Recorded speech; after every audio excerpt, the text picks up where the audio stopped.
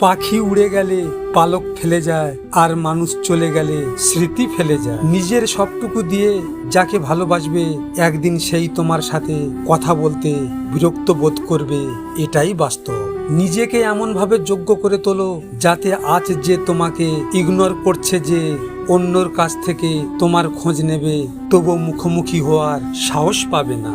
আয়নার কাঁচ যদি ঝাপসা থাকে, নিজের ছবিও স্পষ্ট দেখা যায় না, তেমনি নিজের মন যদি না পরিষ্কার থাকে, কাউকেই ভালো মনে হয় না। তোর প্রতি আমার কোনো অধিকার নেই, সেটা আমি বুঝতে পারিনি, পদে পদে বুঝিয়ে দেওয়ার জন্য ধন্যবাদ। নিজের সম্মান বিসর্জন দিয়ে মানুষের সাথে সম্পর্ক বজায় রাখার কোনো মানেই হয় না। যেখানে নিজের সম্মান নেই, সেখান থেকে বরং নিজেকে সরিয়ে নেওয়াই ভালো। সে আমার খোঁজ নেয় না ইচ্ছে করে, আর আমি তো খোঁজ নিতে পারি না অধিকার নেই বলে।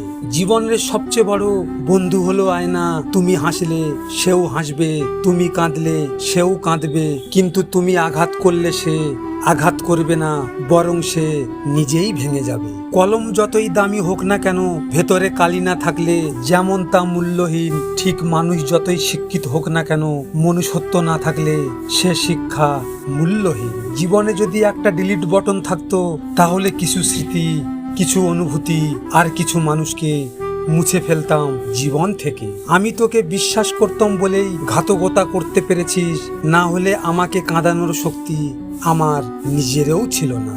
কারো বিশ্বাস নিয়ে কখনো খেলতে যেও না, তাহলে একদিন নিজেকে বিশ্বাস করার মতো কাউকে পাবে না। ভিডিওটি ভালো লাগলে পাশে থাকবেন, আর হ্যাঁ, নিজের খেয়াল অবশ্যই রাখবেন, কারণ এটা স্বার্থের দুনিয়া। এখানে নিজের খেয়াল নিজেকে রাখতে হয়, অন্য কেউ রাখবে না।